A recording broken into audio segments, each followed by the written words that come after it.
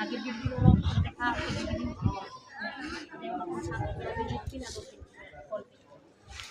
masih katik mana?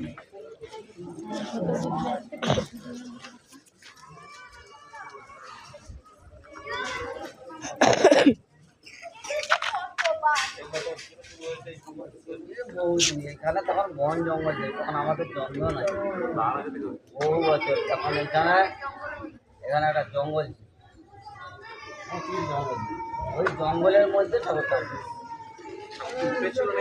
উঠেছিল। ওই মনসামা রূপেই উঠেছিল।